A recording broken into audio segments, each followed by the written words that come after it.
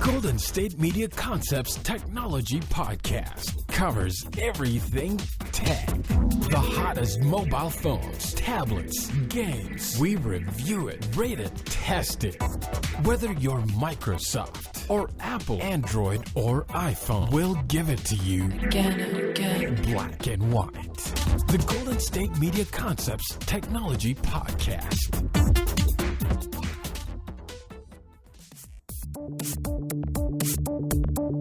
Welcome to the Golden State Media Concepts Technology Podcast. This is episode 44. I'm Shay Northrup. And I'm Jonathan Charney. And today we're going to be talking about Microsoft's open source AI. We're going to be talking a little bit about the Celebgate hack, the hacker who hacked the Russian ministry website. We're going to be talking a little bit about some new MacBook stuff and some products Samsung is going to be putting out in the near future. Now, why don't you go ahead and start us off, Jonathan?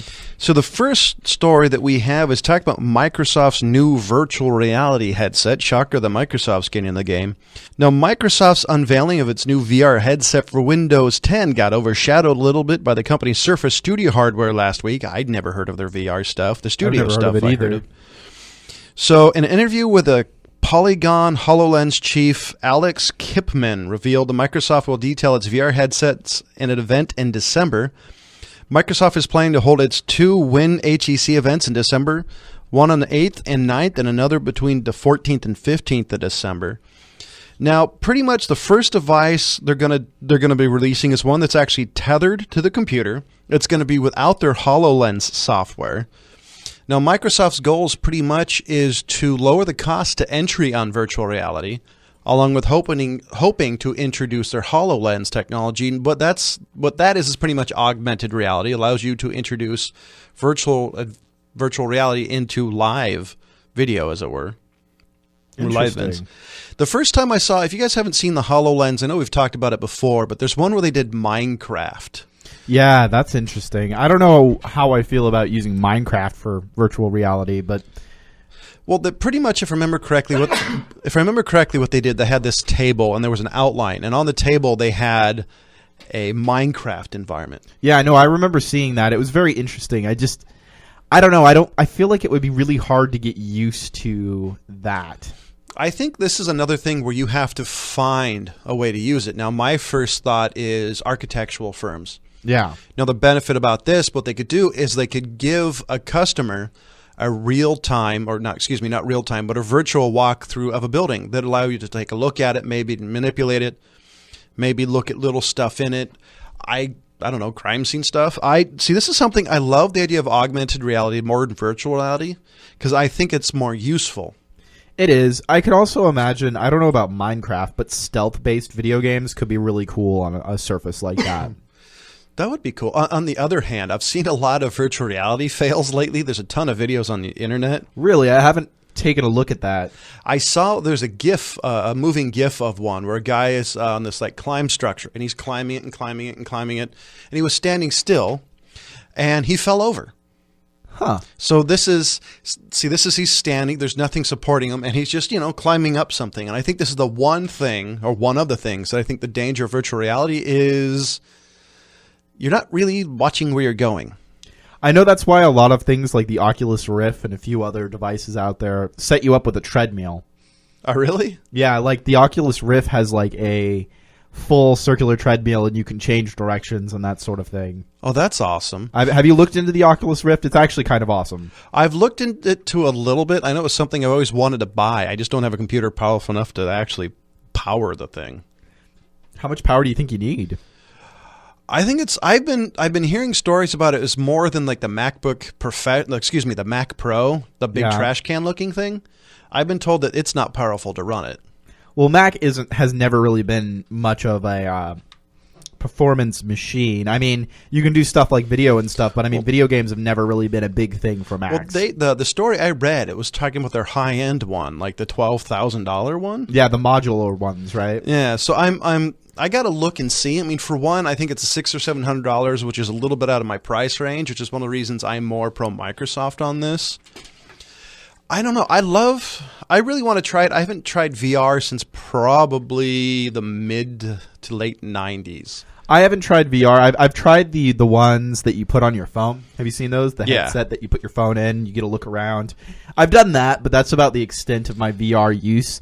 I really want to see and use it in the future. I had a friend that took a class in college, actually, that they were doing a VR, like, it was an extracurricular class, and it was make a film for VR that you can interact with. Unfortunately, the teacher was just looking for a job in the VR industry, and that was the whole reason he was running the class. So they never actually got it all done. Bummer. See, that's something that I'm really interested in, would be VR.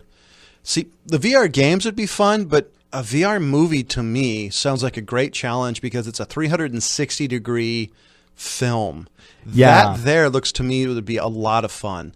I have a feeling it'd be a lot of outdoors stuff versus indoors, but imagine... Well, and that's something that the whole film industry is like panicking about right now because nobody knows how to do it. See, and once somebody figures out how to do it and do it well, they're going to be making a fortune. And I'm excited. I mean, the idea of being able to walk around the Nostromo, aliens if anybody's wondering, and be able to watch the events. See, what I'm thinking is an interactive movie far as you can walk anywhere in the movie, like you're a part of it as, say, the scene in Aliens, that they're at the dinner table and the alien busts through the guy's chest. Instead of the front view, imagine seeing it the side or even behind. I want that. I want that interaction. I want to be able to go to a place that's so ancillary to the story, but there's little clues about the characters. You know? I think what would be really cool, because one of the things that I'd be worried about is people running into each other. I would think that if it was a sitting down experience, you're given headsets and you're able to like completely, like you get rotating chairs and you get to kind of look around. So they place you in an area and they could use, have you seen those 360 cameras? Yeah. They're awesome. The thing that would be really tricky is filmmakers and lighting. You'd have to really light everything from above and you'd have to really, like it would be a little tricky. So I don't know. See, I'm thinking more on like I'm at home environment, but I think I think that's definitely one way to do it. Another way was like build like a hexagon type of thing and do the treadmill. Yeah. Basically, you cordon people off, make sure nothing's going to happen to them. But even if they gave you controllers and you're able to use your Xbox controller to do that, the only issue with that is there's a disconnect between you moving and your body. So that's going to make a lot of people sick versus if you're actually walking around.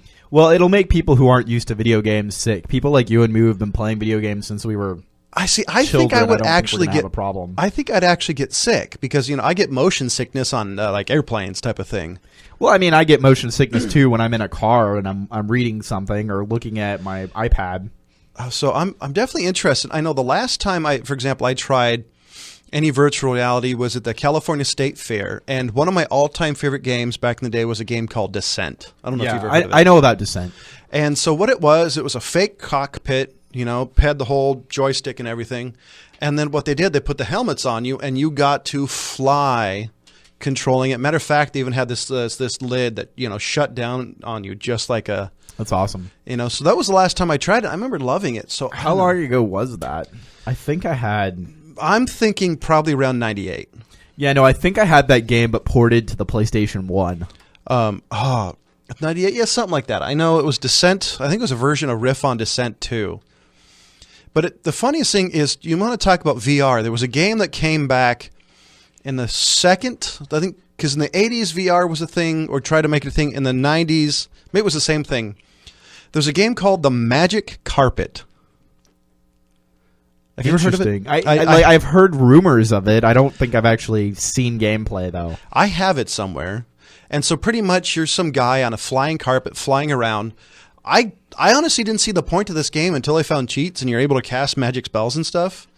I'll have to look it up and find it in my archive and let you borrow it sometime. I think it's really interesting because, like, VR is nothing new. We've been talking about it. It just hasn't been perfected yet. I remember, do you remember Metal Gear Solid VR missions? No. So between Metal Gear Solid and Metal Gear Solid 2, they released a game called VR Missions, where it was just a bunch of stealth-based missions that you did in a virtual reality thing. And it was set up kind of in a way where the main character in Metal Gear Solid 2, Raiden, went through those VR missions. So he was completely trained for combat during the Shadow Moses project as a VR setup through virtual reality. And now, is this VR for you or just the character? Just the character. Oh, okay. So it was kind of cool because he ran the simulation 1,000,000 times, and because of that, he's supposed to be trained for combat. So I'm kind of wondering if VR will ever get to the point where we're starting to train soldiers for combat situations. Well, they do in a way already. I mean, it's not not the goggles exactly, but they do have things. Well, I know they do that for pilots, right? Like pilots get a lot of that kind of stuff. But I've seen there's been a couple of TV shows throughout the last 20 years that I can remember. One was Fresh Gears and Tech TV. There was another one, I think Beyond 2000. And I remember they had this. Basically, it was like this fake field. You put on goggles type of thing, and you could run around, and it was enough to get the basic training. Now, the one thing with all this training is training's fine until, like, for cops and military personnel, until you get shot at. Then everything kind of changes. Yeah. Have you ever seen the movie Surrogates? Yes. With I think Bruce Willis was in it. Yeah. Now, one of the cool things about that movie, and we might have talked about it in the past, was their wars are fought completely with these robots that you control. So it's almost like a video game. And whoever has the most surrogates in the end wins the war.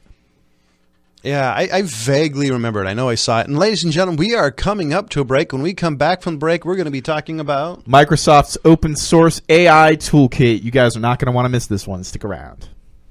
Tired of searching the vast jungle of podcasts? Now listen close and hear this out. There's a podcast network that covers just about everything that you've been searching. The Golden State Media Concepts Podcast Network is here. Nothing less than a podcast bliss with endless hours of podcast coverage. From news, sports, music, fashion, cooking, entertainment, fantasy, football, and so much more. So stop lurking around and go straight out to the Golden State Media Concepts Podcast Network. Guaranteed to fill that podcast itch, whatever it may be.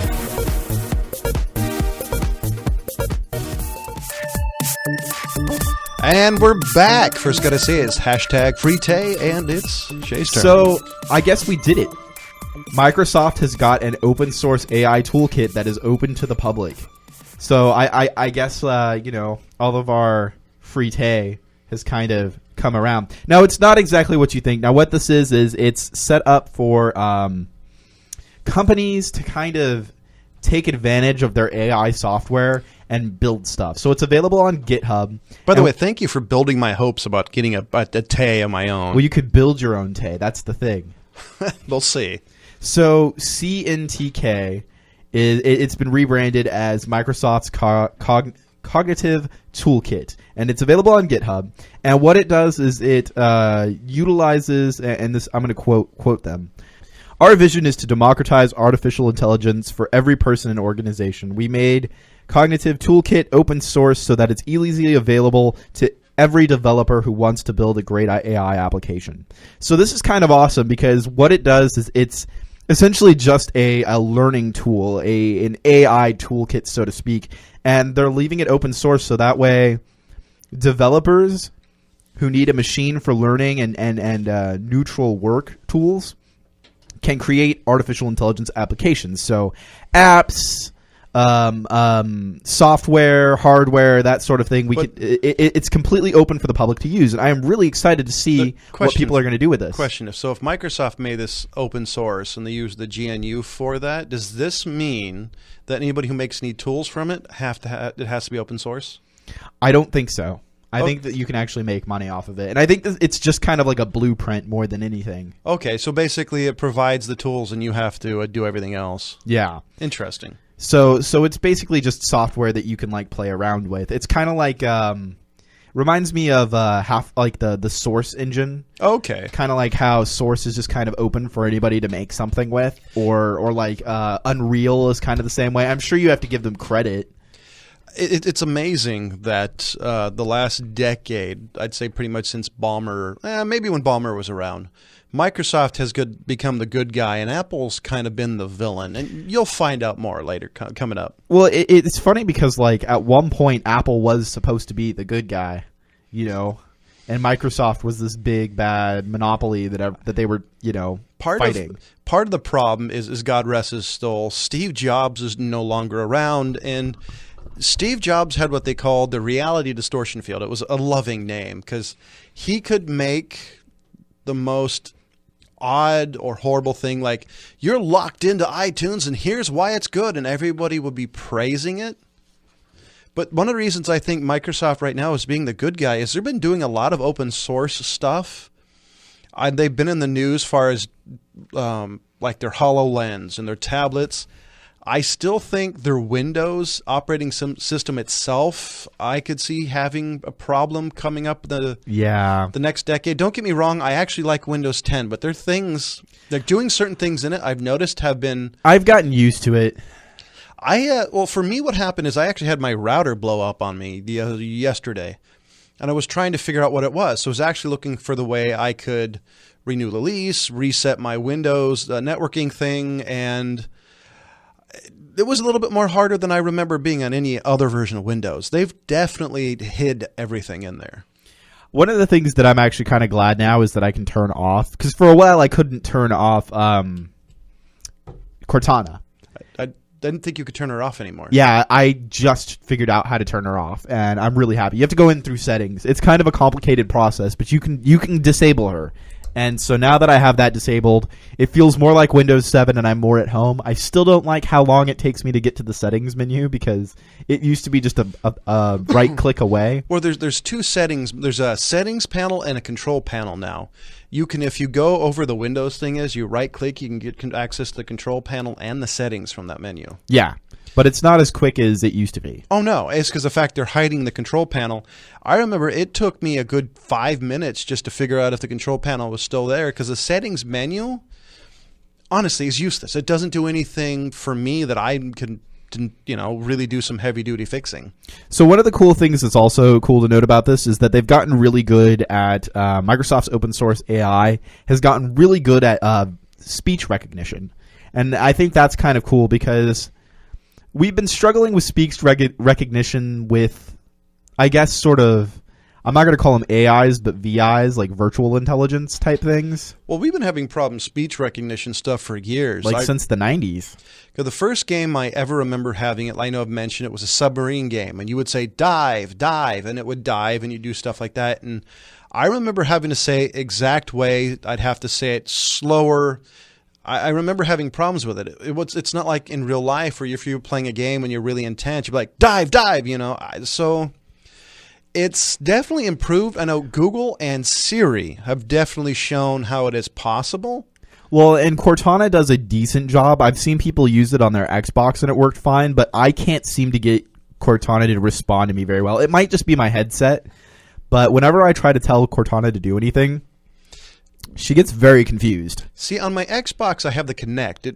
I had no choice. Mine's a day one edition. Yeah, sorry. And it seems like 50-50. Sometimes it works great. Other times I want it to tell it to go home.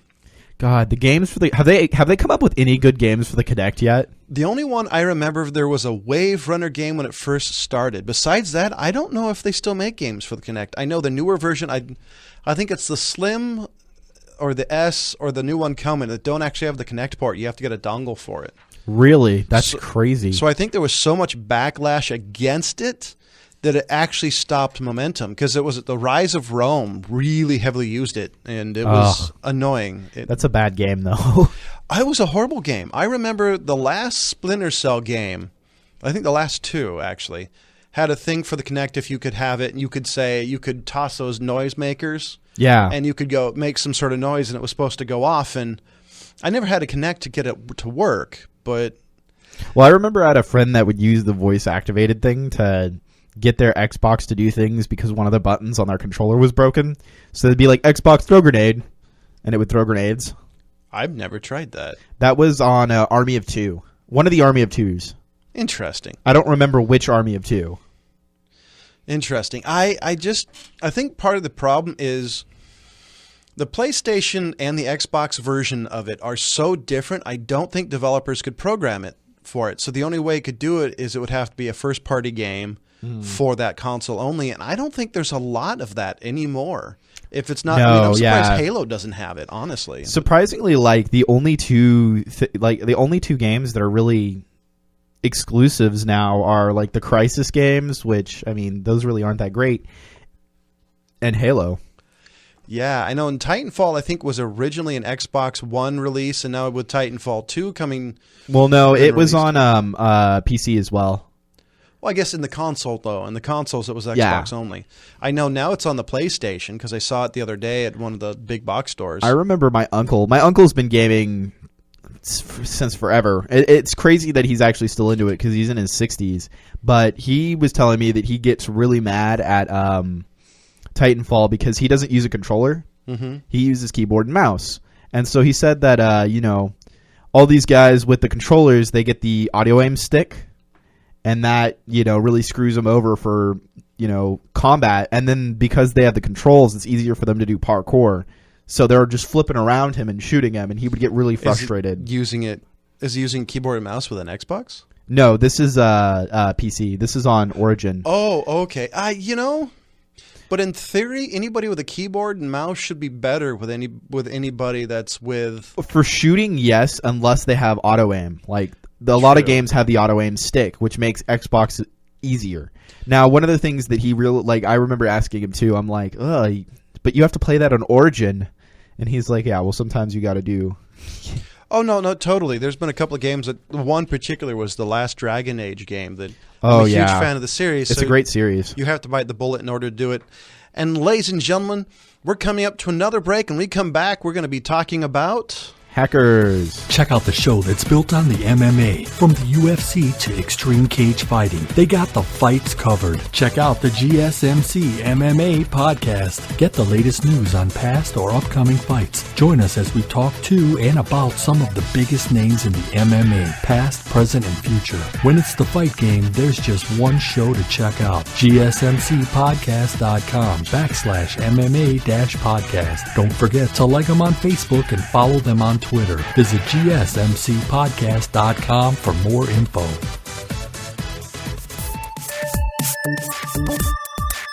So, it has finally happened. The Celebgate hack is finally over. Ryan Collins, 36, has pleaded guilty to charges in May. And the Pennsylvania court has sentenced the man to 18 months in jail for hacking the accounts of celebrities and stealing their nude photos and videos. He got just 18 months for that? I'll be honest. I'm surprised it's not more, because there were some A-list celebrities that got their accounts hacked. It's kind of interesting because hacking in the United States, unless you're hacking like government officials and you're hacking the government, we don't really seem to care about it that much. Now, some of his victims included Jennifer Lawrence, Kate Upton, Scarlett Johansson, Kristen Dunst, and a few other peoples. And so what he did was he actually posed as Apple and Google, saying that they needed their information to verify things. And then he got all of their photos, nudes, and that sort of thing. He's social, and did he talk to the celebrities themselves? He sent them an email. So basically, he did social engineering. So this isn't truly hacking. This is social engineering. I guess it's hacking in a sense. In the broad strokes of it, but it's not really like your traditional open up your, So I thought he actually, somehow hacked Google or hacked their phone. So basically, they gave him the keys to the kingdom, and he just took all the goodies. Oh, yeah. So he had access to at least 50 iCloud accounts and 72 Gmail accounts. Whew. Crazy, right? Part of me thinks, hey, part of it is, well, I wouldn't say good for him, but I mean, part of it was poor education on the celebrity's part on what's a scam. Yeah. But part of me is also like, because he released nude photos, especially I guarantee of some of the celebrities that didn't want them released, he should get a greater punishment. I agree to a sense. I don't know how intense the punishment should be. We really haven't had a whole lot of stuff like this happen in history. Well, I mean, so it's kind of like a new ground. Well, to me, I don't know. To me, this is if he just released, say, if he's having a picnic with her, say Scarlett Johansson's having a picnic with her parents, and that photo got released. Wouldn't say, okay, 18 months is fine, but he released nude photos of a celebrity that maybe didn't want nude photos of them around at all. Oh, yeah. To me, this is not only invasion of privacy, this is, I don't know, I mean, revenge porn, it's something on the level that I think deserves greater punishment. Even revenge porn doesn't really get as much punishment as you'd think. I don't know. It just seems so scummy, and I know. Oh yeah, no, it's terrible. And this, I think, there was a big deal on Reddit for a while, and I think until the admins pulled all the photos, and I think it was because of law enforcement getting on them about it. Yeah. No, I'm sorry. This is if you release a nude photo of somebody that doesn't want it released. And it's matter of fact, I don't care if it's a celebrity or, No, I agree with you. Mom, 18 Pa, months kettle. is not a lot. I'm just saying, like, we don't really know. We don't really have, like, a limitation or ground rules for this stuff yet. You know what I mean? Like, this is kind of new territory, and I think more laws need to be made about this sort of thing. Now, I wonder what his probation is. I mean, is he banned from computing for a decade? Is he, like, after 18 months, he can do whatever he wants? I really doubt that they've given him any actual... this isn't hackers. I don't think they're going to ban him from computers. Well, they did it to Kevin Mitnick. That's granted, what Kevin Mitnick did was greater than nude photos, but I mean, it's I don't know. This is just really scummy because if it was any friend I had, male or female, I would be absolutely pissed. Oh yeah, definitely. And I'm sure that excuse my language, ladies and gentlemen.